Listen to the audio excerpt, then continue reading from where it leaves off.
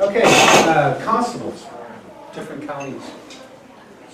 Basically, constables were in place before Reconstruction, but were formalized after Reconstruction in Arkansas. It is a constitutional office, just like the legislatures and the lieutenant governor and the governor. It's in the Constitution, which is why they can't get rid of us, because there has been lots of pushes to get rid of the constable's office. Essentially, the constables were in place long before sheriff's departments and police departments even existed. The way it's set up in Arkansas, particularly, each JP township had a constable, because before cars and telephones and even telegraphs, the constable and the JP worked hand in hand to keep the law within a township. As a matter of fact, the Arkansas Penal Code says the constable shall arrest subjects and remand them to the JP for adjudication. Of course, that doesn't happen anymore. Our JPs are not judges anymore the way they were back in that time. Quick 5-minute bio here, 5-second bio. I've actually worked in Houston, Texas for Houston Police Department. So 7 years with those guys down there before I moved to Arkansas and followed my wife up here and got married, and I've been up here since '89. My brother was also a police officer there in Houston. I'm very honored to have him here. He's kind of my hero mentor and taught me a lot.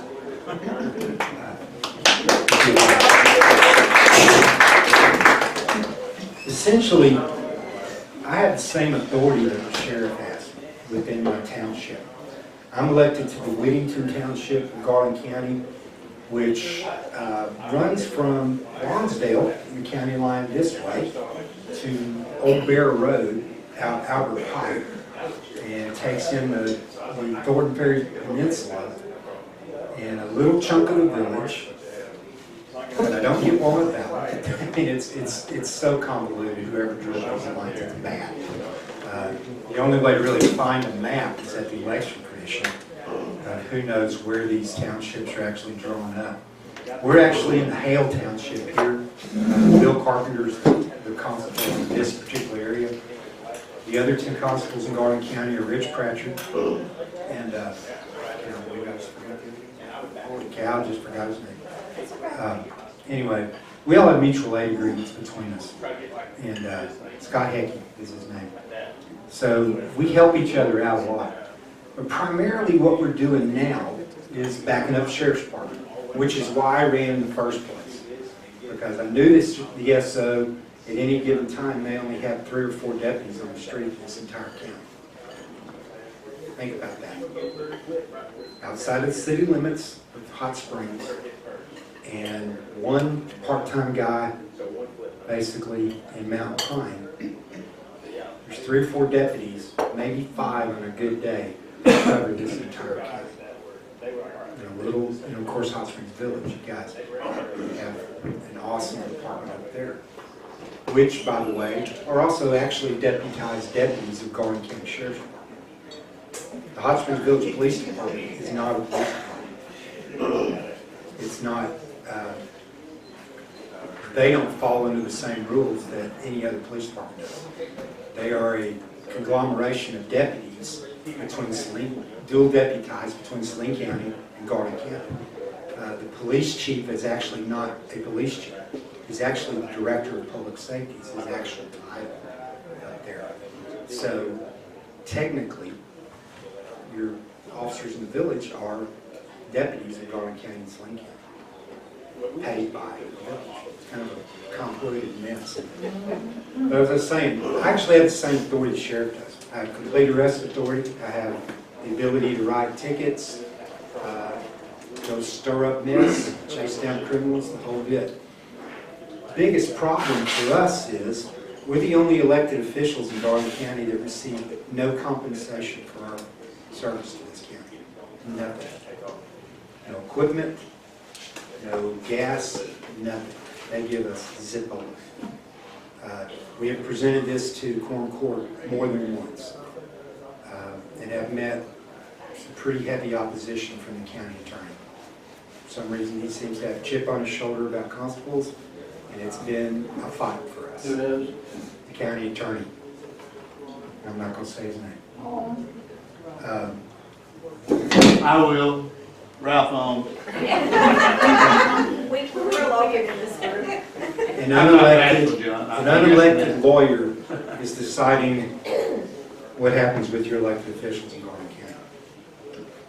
And Ralph used to be a friend of mine, and he's not anymore. I pretty much just tolerate him.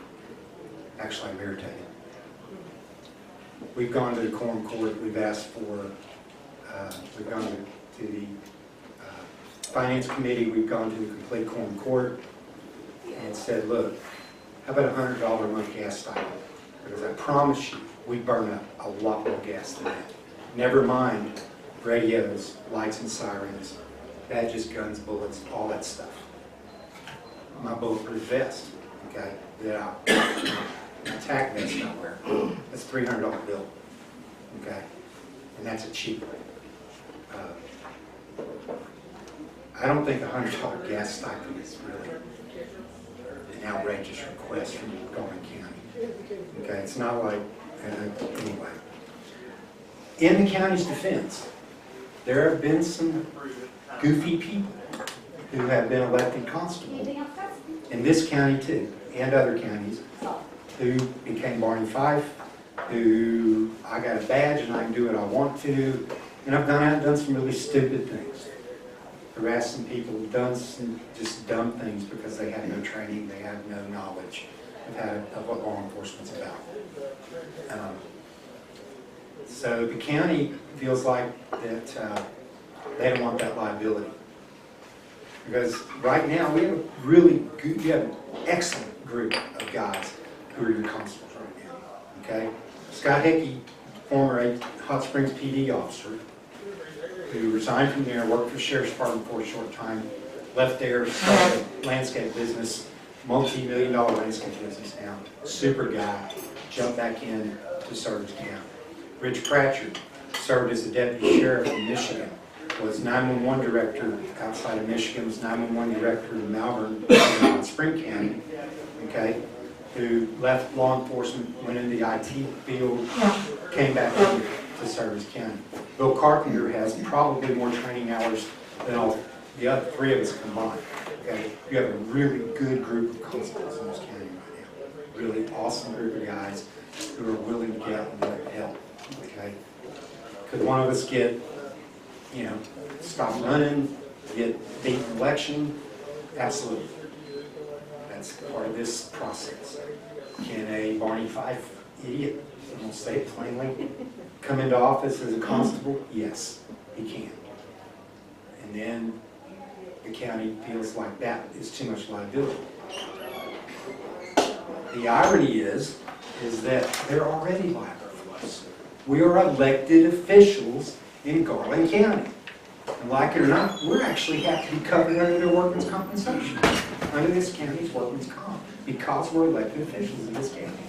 But yet, I didn't mean to get off rights. Oh, we all get off on a lot of stuff, Yeah. so don't worry about it. And I'm also going to tell you this, as the Tea Party.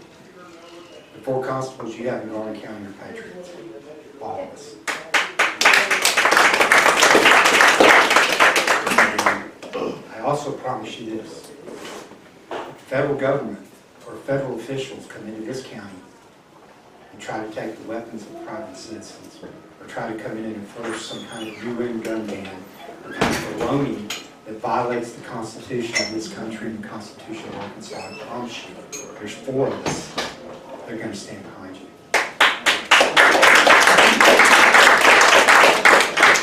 Ain't going to happen. Not let a fight. They're not taking our guns, guys. And I promise you, we're going to do it. Absolutely. So, anyway, where else do I want to go with constable? How many of the counties have constables? All counties, 75 counties in Arkansas, all counties have constable positions. Every township in Arkansas has a constable position. Now, half of them are filled. A lot of them just have gone by the wayside.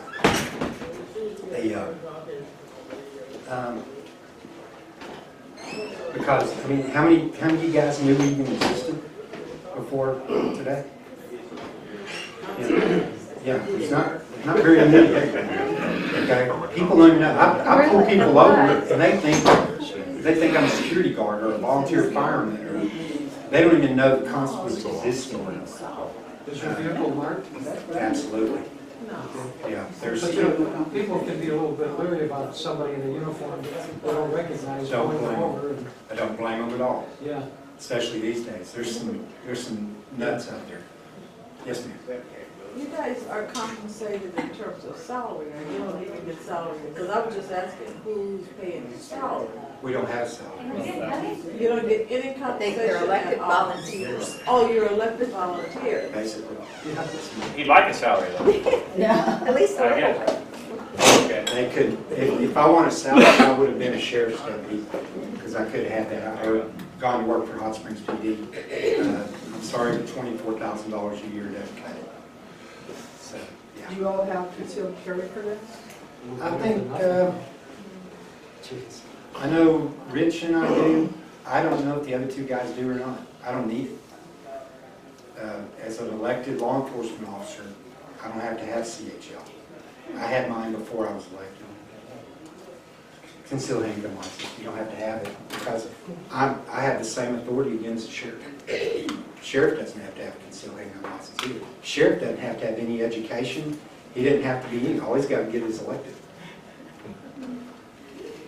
Correct me if I'm wrong, but was it not a constable that when a young girl was murdered that was in the village, they hunted and nobody found anything, but the constable came, mapped out an area real quickly, and they found her in nothing flat, and that was a constable. It was similar to that. That's close to what Yeah. happened. It was Bill Carpenter. Right, I right. So had- they do Right. a good job for us as citizens, and you're aware of a lot of things.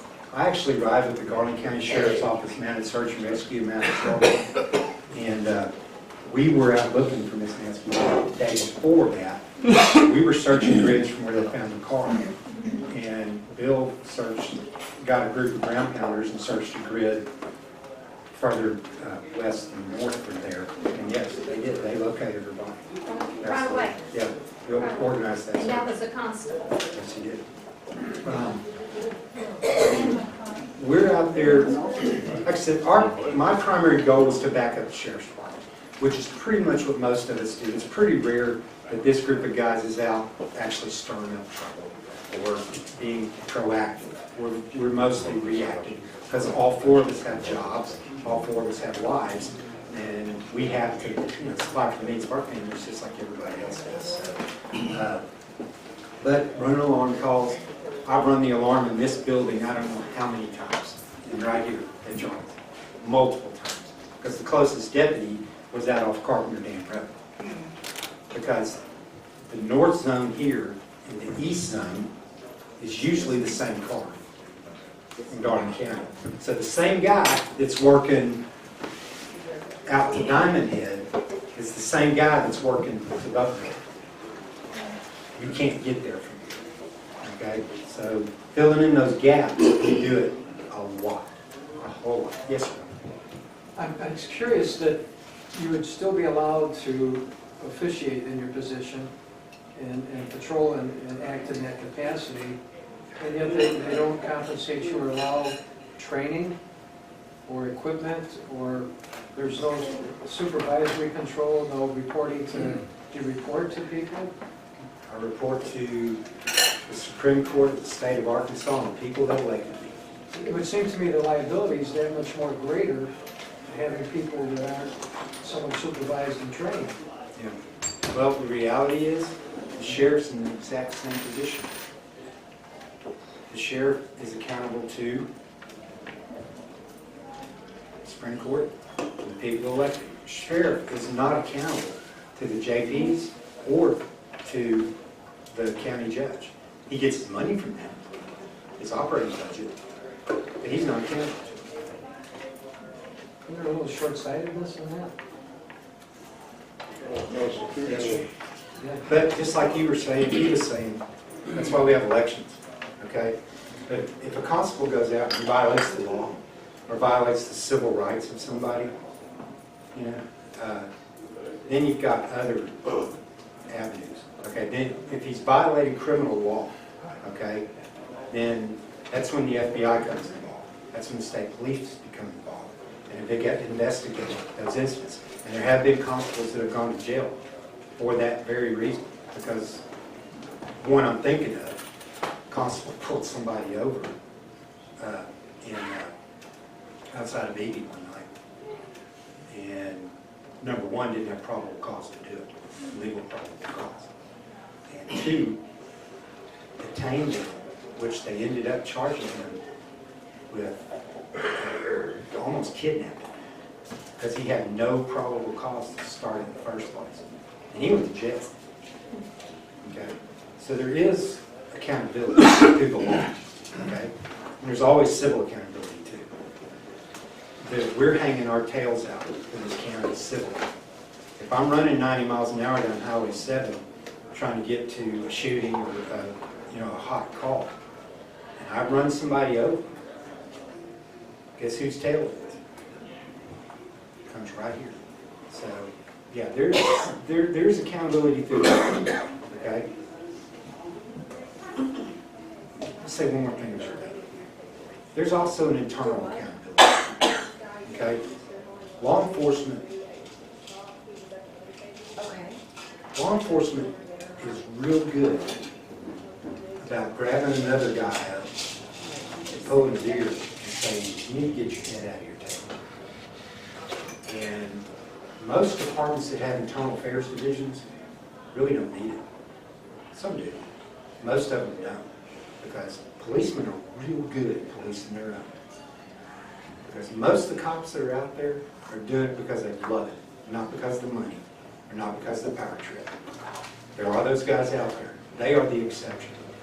So, rest assured in Garland County that these guys around here will police their own, and they're good at policing their own. And recently, there's been 3 deputies fired in Garland County in the last 6 months because of that very reason. Because other deputies have said, no, what you're doing is wrong. So, yeah, Compensation, that's a county-to-county thing, because I think in Pulaski County there is some compensation. right. It is county. There's been some sheriffs who have realized this is a great resource. This is a free resource for me. I can utilize these guys.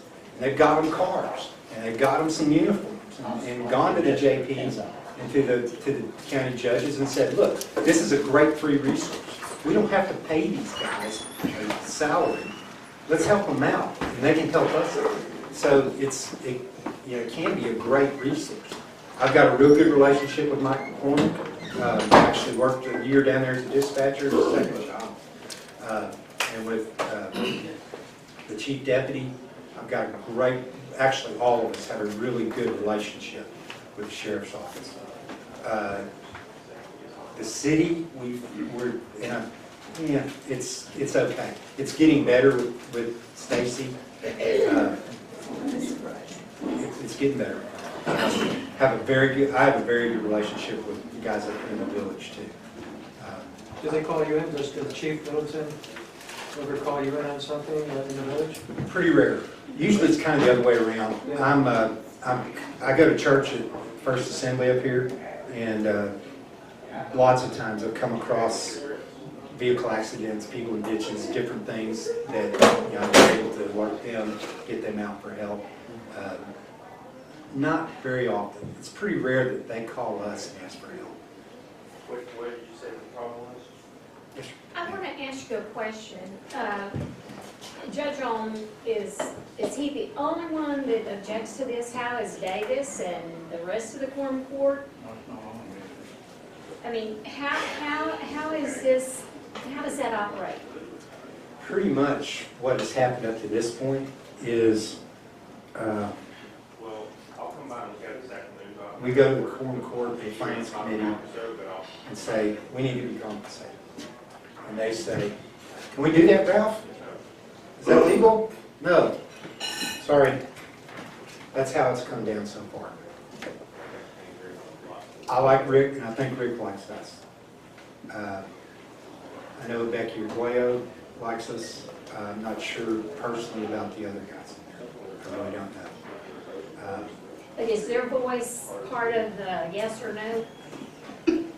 Or is it just? It is. And they never override on? They haven't yet.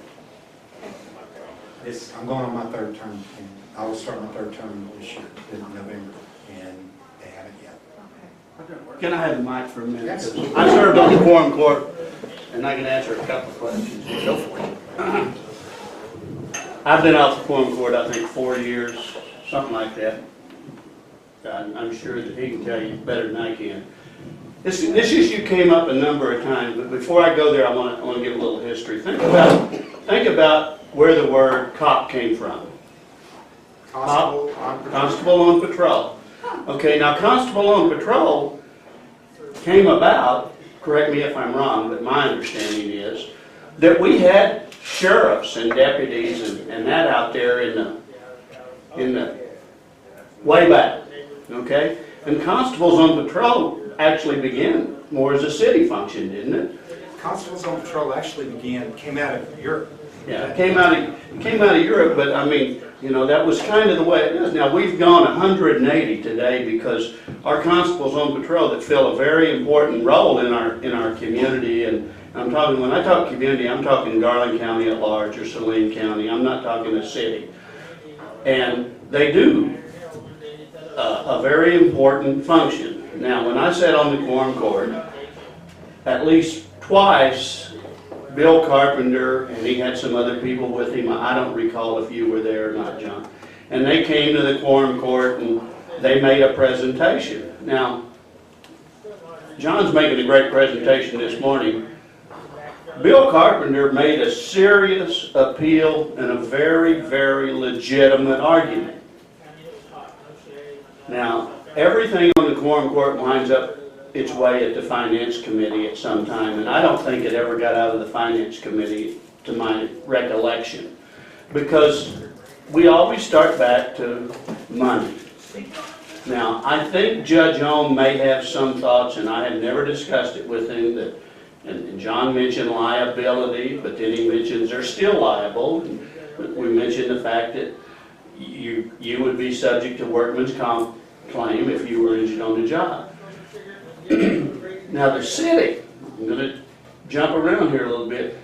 You know, the city, our past police chief did not have much regard, did he? How about zero? Because he didn't even know what constables were. Yeah, well, okay. But he didn't really have any desire, because the city of Hot Springs Police, their police department, is head and shoulders above the sheriff's department and their deputies and that. If you look at their compensation schedule, and all this comes together here, they're much more compensated, and they have a higher standards of requirements, not necessarily for their ability to police and their ability to work with the public, but they certainly have demands on education greater, and they require a college degree for the most part. Now, our sheriff's department doesn't do that. But as this came before the quorum court, I mean, when I was sitting there, I'm thinking, you know, these guys have a valid argument. They're not compensated for anything. And then they begin talking about among themselves at times in the committees and that, of some of the Barney Fifes of the past. And it wasn't too many years ago we had Barney Fifes in some of these positions. And that didn't mean they didn't have good intentions. But today, everything is so evident. Everything you guys do is evident. It hits one of our newspapers or the digital media. So they do a great job.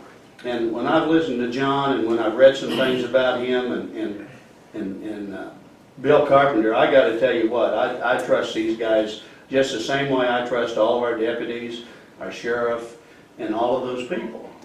The quorum court, and I'm not sure, again, I say Judge Ohm deal, the quorum court, each and every time this has come before them, has faced two circumstances. One, where would they get the money? How much would it be? And what do they do in the future? Because just like when you give someone a raise, you have to pay that raise always in the future.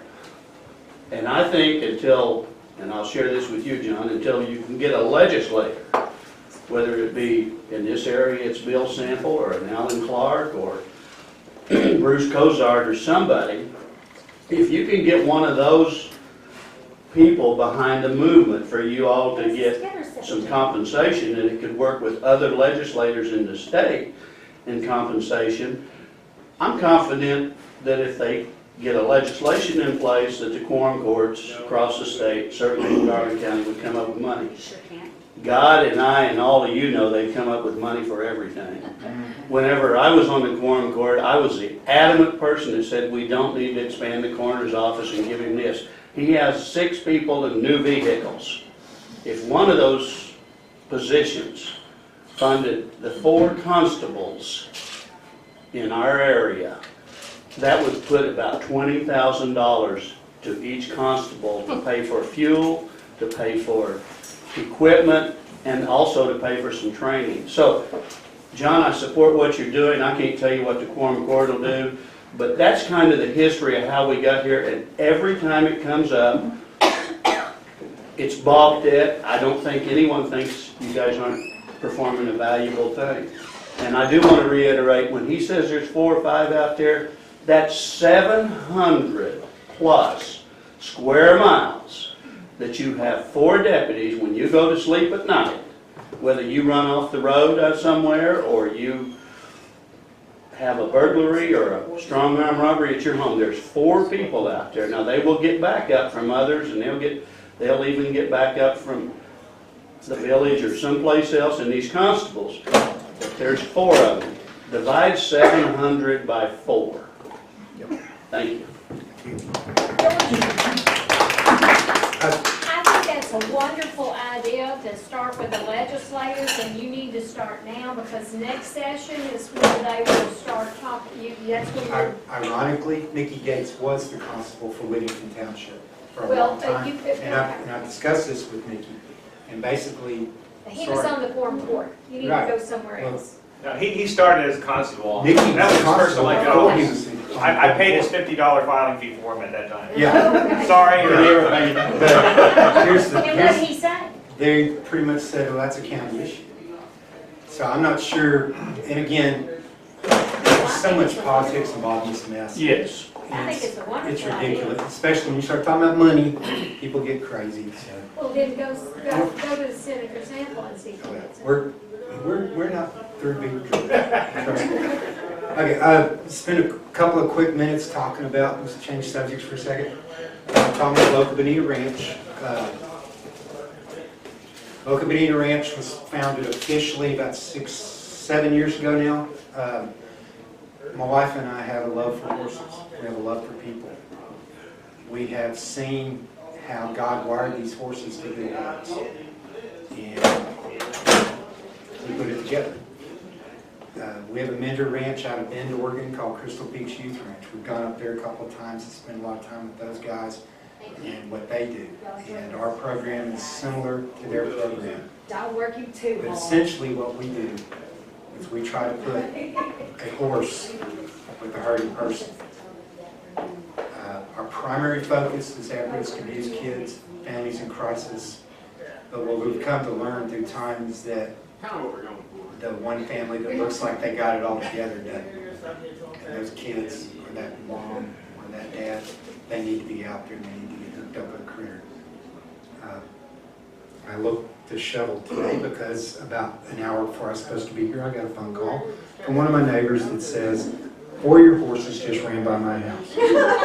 And, so I got to go out and try to catch these goofy horses who ended up going through a fence, and I don't know if any of y'all know where Jimmy Coleman's old place was. It's 113 acres of pasture, which backs up to my house, and they decided to go for a run across that pasture with me chasing them. And so I was, you see my boots. Did you catch it? Yes, ma'am.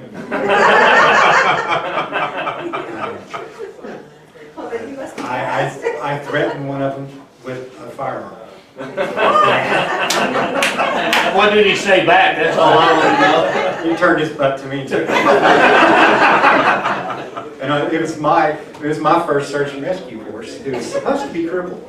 He wasn't crippled today. And he was leading the other three down a very path. Anyway, so yeah, I had a fun morning chasing horses. Apparently somebody opened the gate at my house this morning, and the gates get a lock on it. But Loco Bonita is a very unique place, and we've got actually 18 horses now. We lost one last week. We had a big thoroughbred we had rescued. He was probably 300 pounds underweight when we got him and his buddy, and we spent about 6 months getting him back up to speed. He actually won at Oaklawn as a 3-year-old, and then his usefulness was done as far as that community is concerned. And he's been shuffled around from place to place, and he was in pretty bad shape when he got to us. He was 17, and he probably had a pretty hard life. We could go Sunday, went down the bottom hill, lay down and died. And unfortunately, it's a sad part of having large animals. We've lost 3 or 4 critters out there, and it's tough. The Loco Bonita is home to, I said, 18 horses, a donkey, Bugs. I need to come meet Bugs. She's unique. Let's see, 2 pigs, 2 goats, 3 llamas, several dogs. We had about 1,000 people come through Loco Bonita last year. And that's with my wife and I both still working full time. Are these all rescue or abandoned animals? Some of them are and some of them aren't. We purchased some of them at auctions and other places. Some of them were donated to the ranch. We have, we've got them from here to here. So, yes, ma'am. My daughter, when she was young, participated in Wood Junior Equestrian College in Matheson, Mississippi. And I think it was one of the few equestrian schools in the country. But anyway, the way they got horses were thoroughbreds who were no longer eligible to race. The people would give it and get a tax write-off. And they had some wonderful older horses. Are you We are involved? nonprofit. And, Well, I'm sure Wood Junior was. yeah, we can only feed so many. Really? We've got those 18 horses on 11 acres Yeah, of rocks. right. So we buy a ton of feed about every 10 days and hay constantly. So we can only take as many as we can. When a spot opens up, a horse shows up that needs rescuing, we'll do everything we can to rescue. We've had some come through there that were so poor. We had one poor little Palomino. We actually bought it at an auction up in Beebe. We brought him home. He was so poor he laid down for 2 days. Just laid down. He'd stick his head up, eat some hay, drink some water, and lay back down. You could count every rib in his body. You could count every bone he had. His tail was about that long. He had fungus to this day I've never seen on any other horse. He was bad. And we nursed him back. It took about a year to get that horse healthy again. And he appreciated it. You could tell. And we actually were able to move him on to another home with some kids, and he did fine. Okay. We rescue as many as we can, but we also have a lot of liability, so we can only feed so many, and we have to maintain a lot of, horses that aren't going to kick and buck and act stupid. My wife's real fond of saying, for people who have ridden a lot, we have horses who have been ridden a lot. For people who have ridden a little, we have horses that have been ridden a little. For people who have never ridden, we have horses that have never been ridden. We actually do have one that's never been ridden right now. That was the buddy of the horse that passed away. Our goal is to have one horse, one leader, and one person for about an hour and a half. We don't always get to accomplish that goal. Sometimes it's more, sometimes it's less. We don't engineer anything. We don't beat people over the head with the Bible. We don't have to. God does it for us. He hooks, he does it. A couple of my favorite stories, there's a residential youth home in Little Rock. It's called the Youth Home. And these kids are wards of the state, 14 to 17. And they're from the gamut of criminal to abuse. I mean, they're the gamut of kids in this position. And we're going on our third year with these guys coming down. They bring a group of kids down, 10, 15 at a time. 1 week's a bunch of guys, 1 week's a bunch of gals. And they can't ride. DHS and their insurance won't let them get on the back of a horse. So we have to come up with creative ways to spend some time with them and let them be with some horses. They can lead them, they can be around them, they just can't get on them. So we play all kinds of cool character building games. And one of the games we do, we have a bunch of junk out there. We got tires and these landscape timbers, just all kinds of stuff out there, cones. It's like, okay guys, build a corral and then get your horse in the corral. And we back off.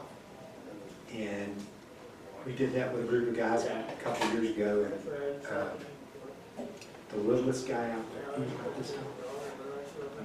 His name's Nathan. And he's out there, and 10 are doing this, and this one's doing that, and nothing's getting done. And I walked back out there and said, somebody take charge here. Somebody be the leader. He's like, God, he goes, okay, you do this, and you do this, and you do this. And he organized this thing, and they did it. Well, he's doing it, I back off, and their counselors are standing there with us. And I said, there's a leader. I said, no, he's not. He's the last one to anything. No, he's not. I said, that's a leader. It's in him. He just doesn't even know it's in him. And it came out of him that day. And the next time he came back, that leader was still there. We've got reports back. It's a different kid. From 2 sentences. Somebody take charge. Okay, do it. The kid's life was changed. Literally changed. I didn't do it. We just gave him an opportunity. That's what we do out there, is we teach leadership. Okay? Yeah, right. Tell us something about the Fountain Lake program. Yeah. Like, is that on your list? No, but then since I asked. Why you're since you're closer. We've also been working with the Fountain Lake School FACES program. If y'all are familiar with that. It's faculty and students. No, faculty and community excellence for students, something like that. Basically, it's an after-school program at Fountain Lake, and we've got a lot of different things going on. We had a young volunteer at the ranch, a 15-year-old Girl Scout, and she wanted Loco Bonita to be part of the FACES thing. So she actually wrote the program for FACES, presented it to the school, the elementary school principal, and got it approved to have 12 kids come out for 6 weeks at the ranch as part of the FACES program. And it has been an awesome program. It is the most popular FACES program at Fountain Lake. The first group of 12, I think it's 4th graders, the first sign up had 12 slots. They had 60 kids sign up. And it's been like that every semester since. They had 50, 60 that want to do it. They can only have 12. We can only accommodate 12. We're limited by space, horses, and volunteers. It has been extremely successful watching these kids come out of the shell. One thing about the horses that I was telling Clay the other day, that came out of the ranch, and I never cleared it. We each got a tick. Yeah. It's not about just being with that horse. It's not about just leading that horse. It's tactile. It's when that contact is made with that horse. You can watch it. I mean, you can watch these kids. There was one of these Houston boys who came out bigger than me. He's a big kid, 17-year-old boy. And he was scared to death. He wouldn't get this close. Big, tough kid, right? He wouldn't get this close to that horse. I literally took his hand and led him over there and had him put his hand on that horse. And when he did, he melted. He went, I physically saw his body language change. And before he left, he's hugging the horse. And he's the last one to get in the van. And, I mean, we've seen that story repeat itself hundreds and hundreds of times because it's so cool what these horses do. One more quick story. Got lots of them, but there's a group of girls out there, and part of our group program that we like to do, we've got a round pen or training pen. We actually have a riding arena where everything happens. But we first get them over to the round pen and talk about safety and horse behavior and predator and prey behavior and being leaders and the things that start the day rolling. Part of that is haltering and leading the horse. And we use tie halters. You put them on, just tie them on.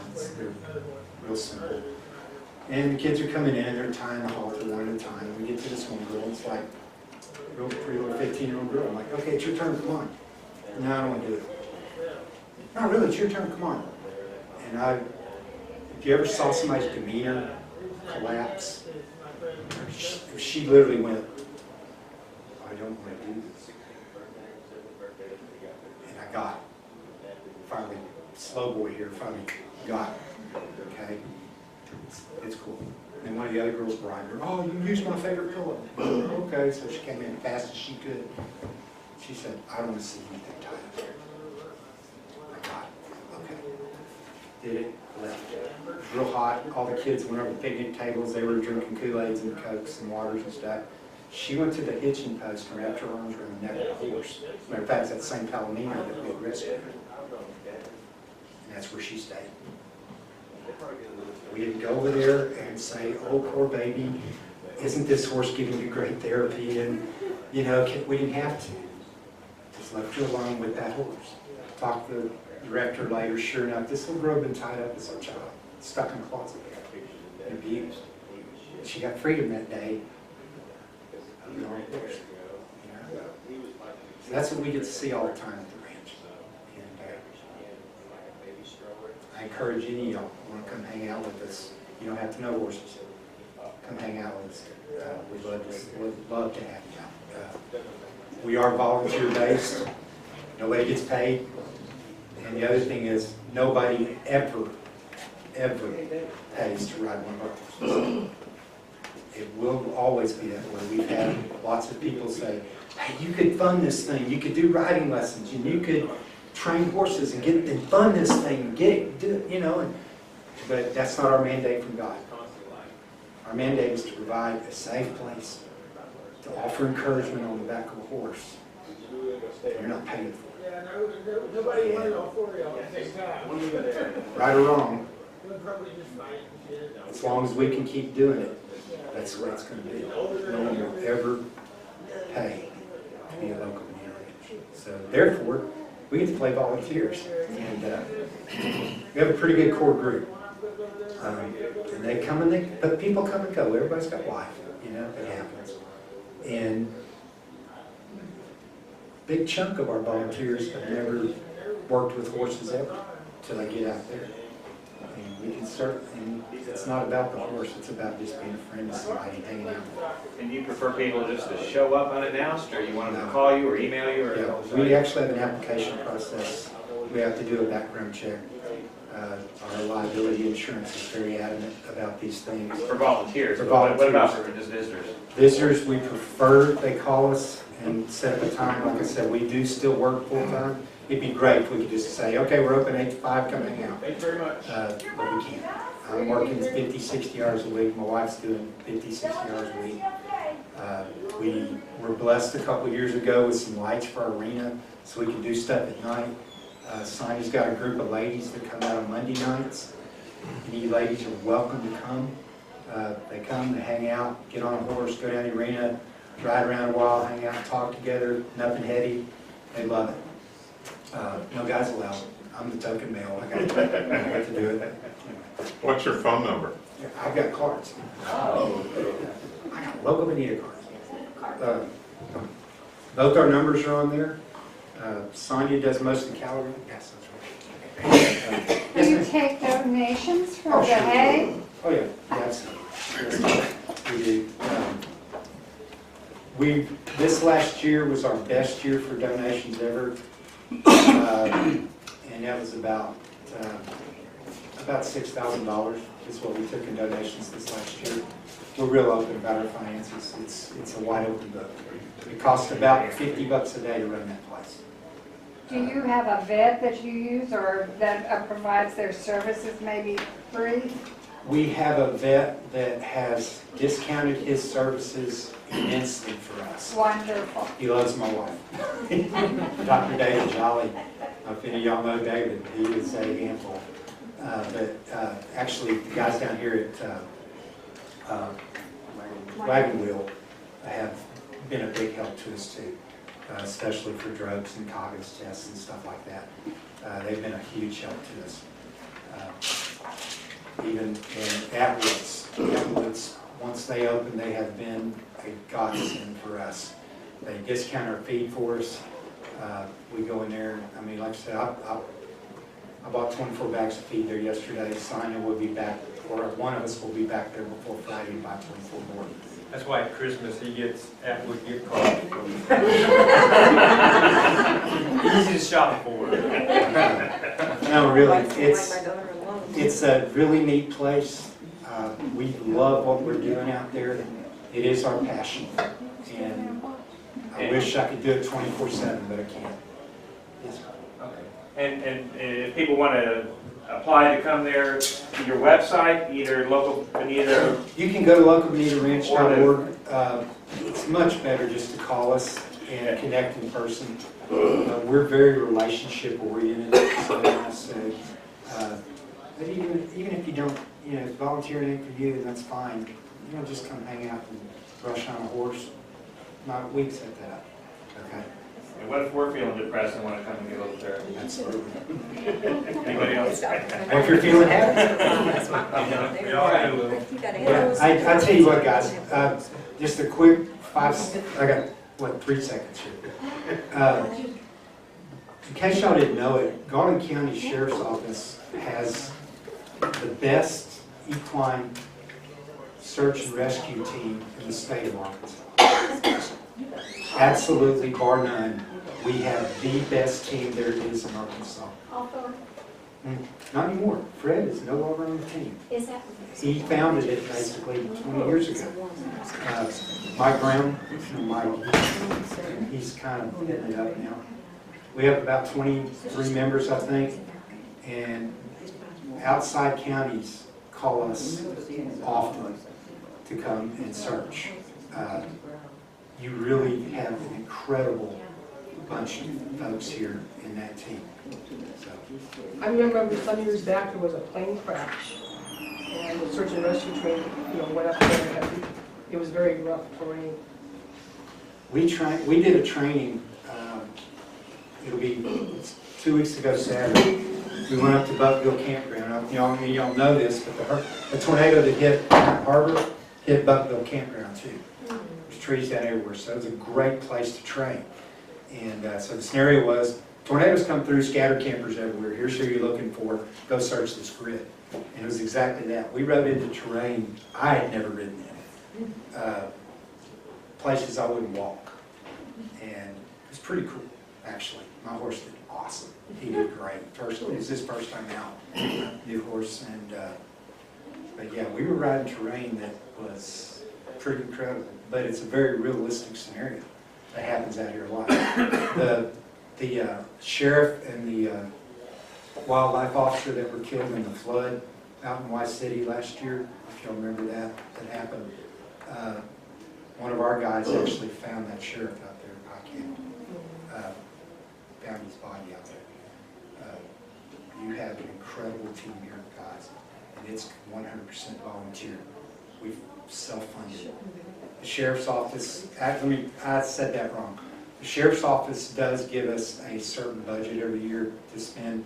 Most of that's ate up in gasoline and just stuff.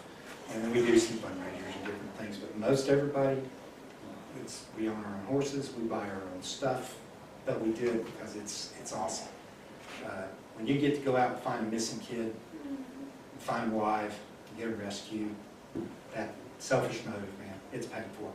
So, Anyway, any other questions, guys? I know it's time. Do you use more than 10 seconds?